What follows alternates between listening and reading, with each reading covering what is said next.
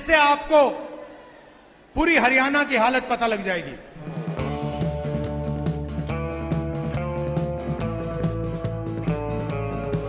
ये झूठ की नई जलेबियां परोसने से पहले अरे जरा पुराना हिसाब तो दे दो। दोस्तों इमेजिन करो कि लड्डू और जलेबी दोनों सामने बैठे हुए हैं और दोनों क्या बातचीत कर रहे होंगे। तो लड्डू क्या कहता है जलेबी से? लड्डू बोले जलेबी से, यार तू तो हर तरफ छा गई। लड्डू बोले जलेबी से, यार तू तो हर तरफ छा गई। ऐसा क्या कर दिया तुमने, युवराज को नानी याद आ गई। ऐसा क्या कर दिया तुमने, युवराज को नानी याद आ गई। तो जलेबी बोली फिर लड्डू से, जलेबी बोली फिर लड्डू से, भैया जो मेरी तरह गोल गोल करते हैं बातें, जनता उनको सबक सिखाती है, जनता उनको सबक सिखाती है। देखो कैसे गायब हो जाते, देखो कैसे गायब हो जाते।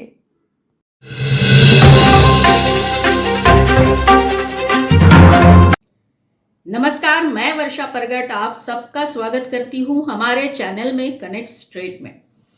दोस्तों हरियाणा के रिजल्ट जो आए उसके बारे में किसी ने भी ऐसा नहीं सोचा था कि ऐसा कुछ होगा। प्रचंड बहुमत के साथ बीजेपी अपनी सरकार बनाने जा रही है। इससे पहले जितने भी एग्जिट पोल आए थे, अब ये बात तो बहुत पुरानी हो चुकी है क्योंकि बार बार ये बात बताने का भी औचित्य नहीं रहता है, लेकिन फिर भी जितने भी एग्जिट पोल्स आए थे उसमें सब ने यही बताया था कि बीजेपी हारेगी और कांग्रेस की सरकार बनेगी। लेकिन कोई भी जनता का जो मन है ना वो भाप नहीं पाया। जनता के मन के अंदर क्या चल रहा था वो किसी ने भी जानने की कोशिश नहीं की या किसी के ध्यान में नहीं आया। वो जनता की नस पकड़ना जो होता है ना वो किसी के बस की बात नहीं है। और इसीलिए लोकतंत्र में हमेशा जनता को जनता जनार्दन बोलते हैं और अल्टीमेटली हम सब ही इस लोकतंत्र के बहुत स्ट्रॉन्ग पिलर्स हैं। तो फिलहाल पूरे देश में आज तो मिठाइयाँ बीजेपी बांट रही होगी, मतलब जलेबी बट रही होगी और मानो जैसे जलेबी की बाढ़ पूरे देश में आई हो। और लेकिन एक बात यहाँ हमें कहनी ये है कि जिनकी वजह से जलेबी इतनी अभी फेमस हो गई है वो कहाँ है। कल से लगातार हम टीवी चैनल्स पे या फिर यूट्यूब्स पे देख रहे थे कि बार बार जो है वो कांग्रेस की तरफ से उनके अलग अलग नेता जो है अपने स्टेटमेंट्स दे रहे थे, अपने बयान दे रहे थे, लेकिन जो नेता विपक्ष है वो कहाँ है। उनका कोई भी ऐसा प्रेस कॉन्फ्रेंस नहीं हुई है, ना स्टेटमेंट आ रहा है टीवी चैनल के सामने या पत्रकारों के सामने बात करते हुए। हमने देखा था जब लोकसभा के चुनाव के रिजल्ट्स डिक्लेयर हो गए थे उसके बाद कांग्रेस पार्टी जो है वो 99 सीट लेकर जब आई तो देखा था कितना जोशपूर्ण प्रेस कॉन्फ्रेंस किया था, हाथ में फिर से वो किताब लिए संविधान खतरे में है बोलते हुए हमने किस तरह से संविधान की रक्षा करना है, ये इनका जो पेटेंट डायलॉग है वो बोलते हुए हमने उनको देखा और कितने कॉन्फिडेंटली वो बोल रहे थे जब प्रेस कॉन्फ्रेंस कर रहे थे। तब 99 सीट्स जीती, मतलब ऐसा लग रहा था बस अब उनकी ही सरकार स्थापित होने वाली है। लेकिन आज देखिए जब हार गए हैं तो कहीं पे भी हमारे नेता विपक्ष नहीं दिख रहे। तो सभी के मन में डाउट्स है कि गए कहाँ आखिर में। देखिए लीडरशिप कैसी होती है या लीडर कौन होता है। लीडर वही होता है जो सक्सेस अपने टीममेट्स के साथ शेयर करता है और उनको श्रेय देता है, और जब फेल्यूर होता है तो सारा जो है अपने सर पर लेता है, सारा बोझ सारी रिस्पॉन्सिबिलिटी अपने ऊपर लेता है, वही लीडर कहलाता है। लेकिन यहाँ पे तो कुछ अलग ही दिख रहा है। कल से हम बात कर रहे हैं कि कहाँ गए हमारे विपक्ष के नेता। और एक बहुत महत्वपूर्ण बात ये है कि ठीक है कांग्रेस के वो नेता है, लेकिन एक कॉन्स्टिट्यूशनल पोजीशन पे भी वो बैठे हुए हैं, लीडर ऑफ अपोजिशन।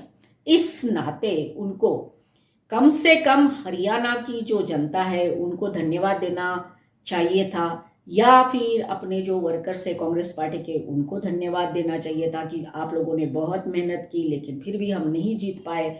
इस तरह से एक ग्रैटिट्यूड जो देना होता है वो देते हुए अभी तक तो जब मैं ये वीडियो बना रही हूँ नहीं देखा है। तो आखिरकार ये गए कहाँ? देखिए बहुत डाउटफुल हो जाता है ना कि अगर ये इस तरह से गायब हो जाते हैं। देखा हमने पहले भी जब ये यूएस गए थे और वहाँ पे जो उन्होंने भाषण दिए उसके बाद वो फिर भारत आए और 2-3 दिन वो किसी को कहाँ पर पता है मालूम ही नहीं था, एकदम गायब हो गए थे। उसी तरह से अब जब हरियाणा में कांग्रेस हार गई है तो ये हमारे नेताजी कहाँ हैं? शायद अभी देखो सब लोग तो मजाक उड़ाएंगे ही क्योंकि मौका ही दिया है ऐसा मजाक उड़ाने के लिए। हमने तो ये भी देखा कि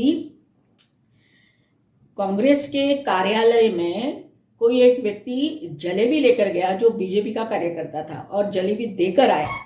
दूसरा ये भी है कि जो जहां जहां बड़े बड़े जो पोस्टर्स लगे हुए थे राहुल गांधी के कांग्रेस के कार्यालय के बाहर या फिर चौक में, वहां सब पोस्टर्स निकालकर अब उनके जो अध्यक्ष है मल्लिकार्जुन खड़गे जी उनके पोस्टर्स लगाए जा रहे हैं। इसका मतलब क्या है? इसका मतलब ये है कि जीत होगी तो मेरी वजह से, हार हो गई तो आपकी वजह से। इस तरह का जब रवैया इनका देखने को मिलता है तो अभी यही है कि हमारे नेताजी जो है विपक्ष के नेताजी गए कहाँ? ये शायद अभी गए होंगे क्योंकि अभी उनको नानी याद आ गई होगी, तो वो ज़रूर नानी के यहाँ गए होंगे ऐसा हम बोल सकते हैं। और वहाँ जाके खूब चर्चा करेंगे किस तरह से जलेबी खा सकते हैं, किस तरह से जलेबी बनाई जा सकती है, एक्सेट्रा एक्सेट्रा। और जब वापस आएंगे हो सकता है कुछ प्रपोजल्स दे अपने यहाँ पे कि हम फैक्ट्री लगाएंगे और बहुत सारे लोगों को रोज़गार देंगे। यही प्लानिंग करने के लिए शायद अब गए हुए हैं। तो आखिर में कंक्लूजन में तो हम ये बोल ही सकते हैं कि जो रिजल्ट्स आए हैं उसकी वजह से हमारे नेता विपक्ष को नानी ज़रूर याद आ गई है। साथ साथ हम ये भी बोलना चाहेंगे कि जो चुनाव के नतीजे आए हैं वो उस प्रदेश से आए हैं जहां कुरुक्षेत्र पर महाभारत का युद्ध हुआ था और भगवान श्री कृष्ण ने संदेश दिया था गीता के माध्यम से, धर्म क्षेत्र कुरुक्षेत्र। तो नेता विपक्ष को समझना चाहिए कि यही आपका कुरुक्षेत्र है, यही आपका धर्म क्षेत्र है और यहीं पे आपको लड़ना है। ऐसे बार बार गायब होने से काम नहीं चलेगा। फिलहाल पता चल जाएगा 1-2 दिन में कि कहाँ है नेताजी। तो आज की बात इतनी ही। आपको अगर मेरे वीडियोस अच्छे लग रहे होंगे तो ज़रूर लाइक करिए, शेयर करिए और जिन्होंने मेरा चैनल अभी तक सब्सक्राइब नहीं किया है तो ज़रूर सब्सक्राइब कर लीजिए। अगले वीडियो में ज़रूर मिलेंगे, तब तक के लिए धन्यवाद। जय हिंद। और जी हाँ, मुंह मीठा ज़रूर करिए, जलेबी खाइए।